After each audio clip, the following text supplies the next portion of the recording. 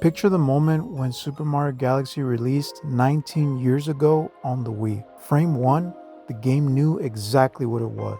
However, the same thing cannot be said about its own movie adaptation, which by the end will reveal it has an art problem.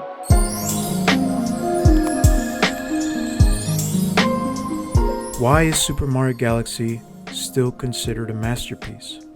And I don't just mean the visuals, I mean the feeling, the identity, the thing the game actually communicates.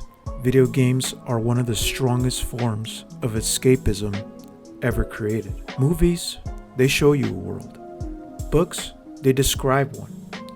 But games, they let you live inside of one. But the best games are not automatically the ones with the most rules, the fewest rules, or the best story, or the prettiest graphics. No, all of that is seasoning. The real meal is the identity. The best games know exactly what they are, and they make you understand it through play. Super Mario Galaxy did that by pushing the Wii to its creative limit. It took a simple controller, a pointer, a jump button, and a spin move, and turned them into an entire art palette. Not just one idea, hundreds and hundreds of ideas. A full buffet of galaxies. And this matters because communication is king. For video games, gameplay is the language that they use. The game's identity is communicated through gameplay. Movies work the same way. A great movie also has to communicate what it is through the editing, acting, the music, the storytelling, the visuals. Every creative choice should point toward a clear identity.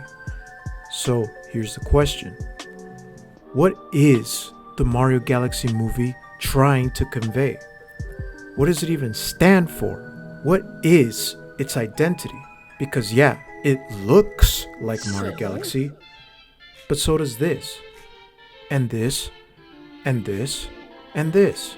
So what's your point, movie? That is the problem. On the surface, the movie has plenty to show. I see the characters. I see the references. I see the planets. I see all the colors. Yes, thank you, Nintendo. Thank you for reminding us that animation can look good. Very brave of you. Yeah, Transformers also did a great job in showing how good animation can look. You see the point here? So let me ask, when did we as moviegoers become so easy to impress? When did we become so basic? It's like seeing a beautiful girl and immediately just losing your mind. Like, yeah, we know she looks amazing.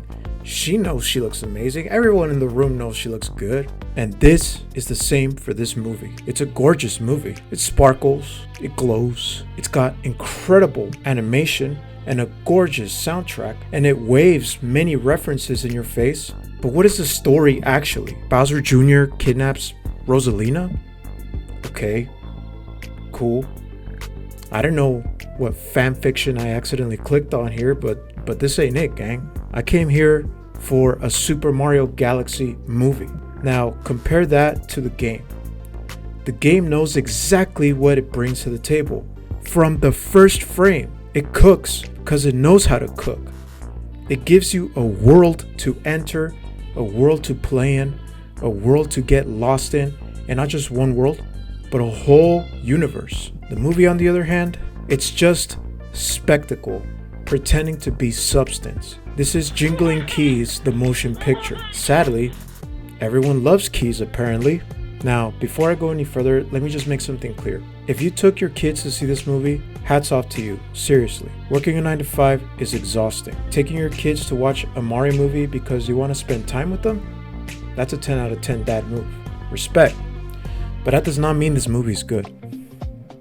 And it definitely does not mean we should keep accepting member-berry movies as art. We've had member-berry movies ever since the release of The Force Awakens up until now, because this movie is another one added to that pile. Another product built out of familiar sounds, familiar faces, and familiar references. And the worst part is not even that it was bad. The worst part is how much creativity is left on the table. The entire point of Super Mario Galaxy is to explore creativity. So what happened? What happened? Your balls drop off? What happened to pushing boundaries? What happened to writing a compelling story? What happened to giving characters actual depth?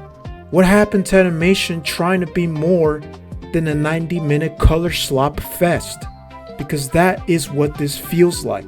It's like a shiny distraction. And the worst part is that Miyamoto seems proud of this. Like we're supposed to celebrate it as a victory or something like that. But there is a reason the 2023 Super Mario Bros. Movie became as successful as it did. And spoiler alert, it's not because the movie was great. It's not. It was the timing. All in the timing. Disney had been producing corporate slop for years.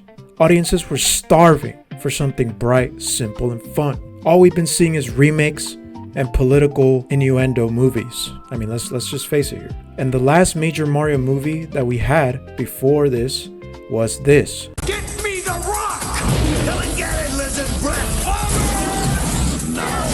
Wow. Oh my god! And excluding Super Hornio Bros, because I mean, come on, bro.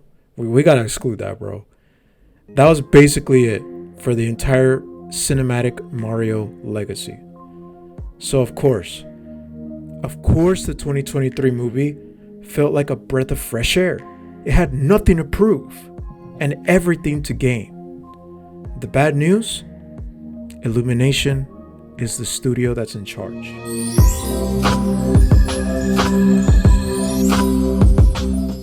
The studio matters.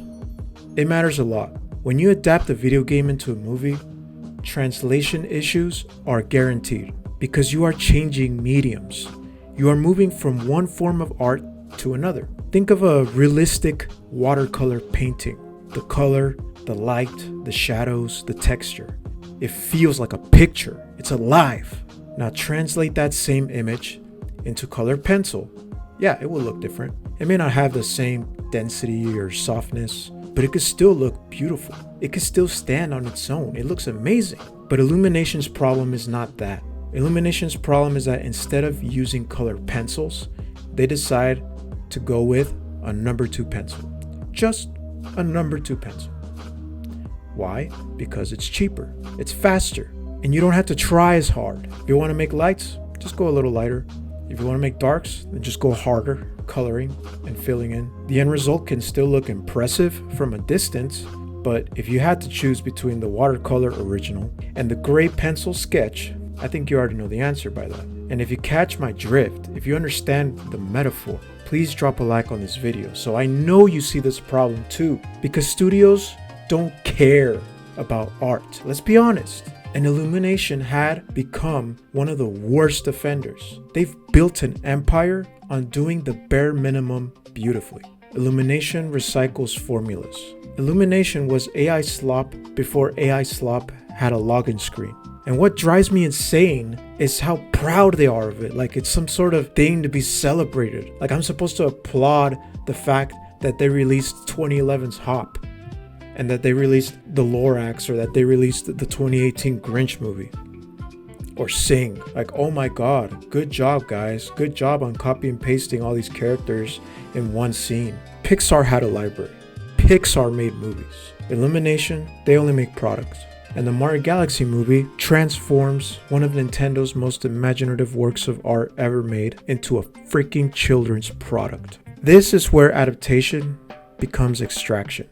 And this is where people usually say, but bro, it's for kids, you know, it's just kid stuff. Okay, can something made for children be art? You don't even have to look that deep to answer that. Seriously, we could start with the original game this movie is supposedly adapting. Yes, the game itself is colorful like the movie. Yes, it takes place in space like the movie. Yes, the characters are simple like the movie. And yes, the story is very basic like the movie. And somehow the movie still manages to make it boring. The games, on the other hand, and you mean to tell me this is just kids stuff?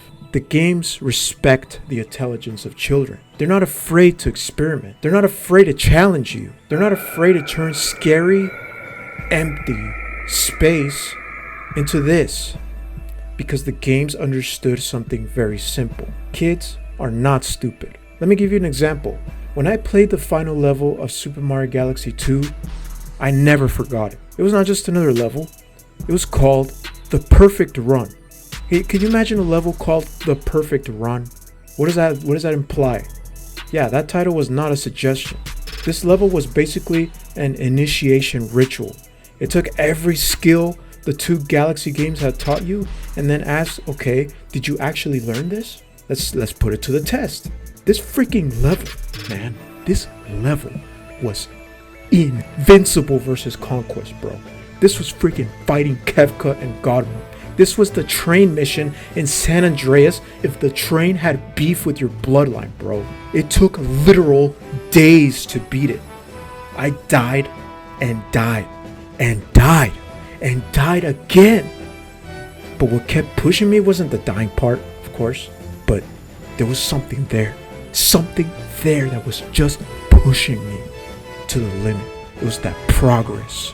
I was dying, yeah, but every attempt that I died in, I was getting closer and closer and closer to the end. I was getting there. One jump further, one mistake cleaner, one section deeper. I was getting better at the level. It became an obsession. There's literal days when I was in school. Yeah, I know I should have been paying attention to school, but I was there in school just thinking about that freaking level. Thinking, at what point do I jump that stupid Koopa that is throwing that boomerang? Is this the right strategy? Do I jump here first and then I go here? Do you see what I mean? It's stuff like that. That's what it teaches. It doesn't teach you to be stupider. It teaches you to adapt. And without realizing it at the time, it taught me patience, right? It taught me that practice and discipline is how you win the game. It taught me that mastery is earned and that failure is not the end. Failure is the way forward. That's why these levels stick with you. And remember, this is a game for children. Nintendo trusted the child that was playing the game. It trusted me to finish what I started. And eventually, I did. I beat the level. I unlocked Rosalina, and I never forgot. And it's been 13 years since I played that level. And I still remember it like it was yesterday. In contrast, 13 hours after watching this movie, I had already forgotten what happened. And I believe that's intentional. Because we need to stop and smell the roses here for a second. Or in this case, stop and smell the trash. Children are not consuming games and movies the way we used to anymore. They're not. Look around. At least from what I've seen, a lot of kids have been raised on tablets and autoplay and YouTube Kids slop. And honestly, I don't blame them. It's not their fault. Their attention spans have been deep fried, double dipped, air fried, and served medium well, double levels of cooked. So when a studio spends $110 million on a 90-minute movie made for children, yeah, of course they're gonna cut corners. And that's what frustrates me even more, especially with Nintendo, because Nintendo knows better. They know children can handle wonder. They know children can handle the challenge. They know children can handle the emotion. But instead of helping fix this problem, they join it. And this is where that stupid stigma of animation still just can't escape.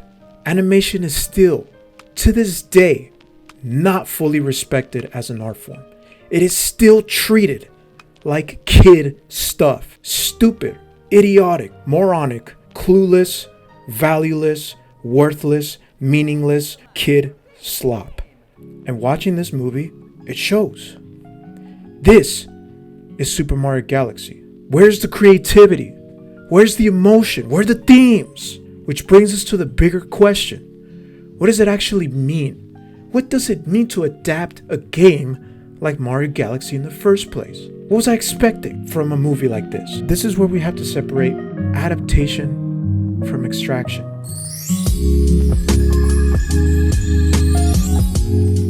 An adaptation takes one form of media and transforms it. It turns it into something new.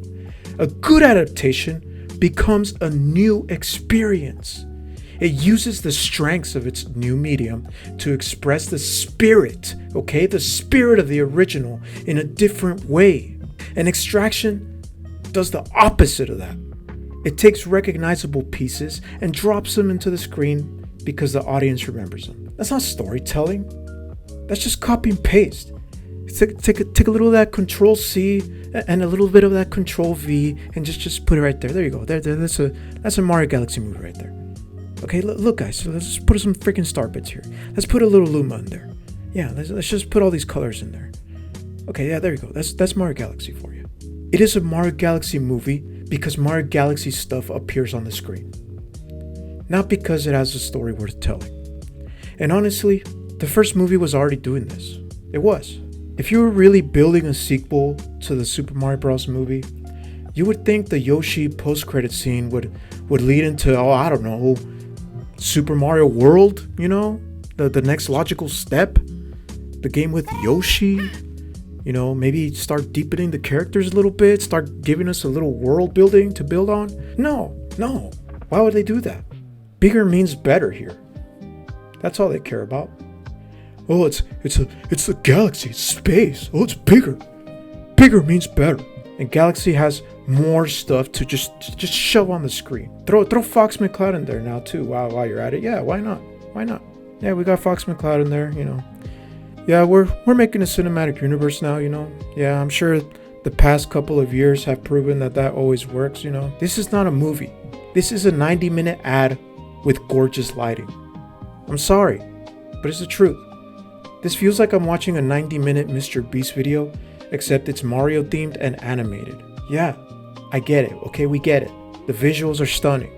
I will not deny that. The Christmas ornament also looks stunning as well. And there's nothing inside of that either. The movie's mission was to sell you Nintendo products, whereas the original video game's mission was to help you learn to adapt, especially when it gets difficult. Which one of these serves more value? The movie could have worked if it made you ask questions instead of just pointing at things that you recognize. And that leads to the real art problem. Earlier, I compared this movie to a Christmas ornament. Beautiful on the outside, hollow on the inside.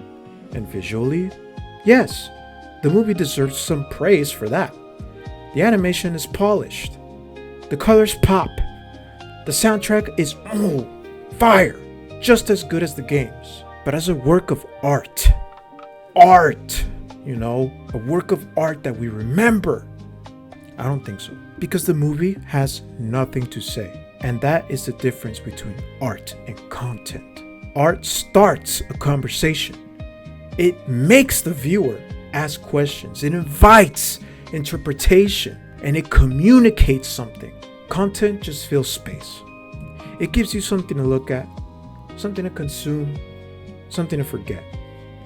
There's nothing to ask. Don't ask questions. Just consume product and then get excited for next product. And that is why I keep coming back to this one question. When a game like Super Mario Galaxy, a game that once taught us to feel wonder, loneliness, and scale, and melancholy, and challenge, and beauty, becomes just another product, what exactly was lost? I would love to hear it in the comments below. I will see you guys next time.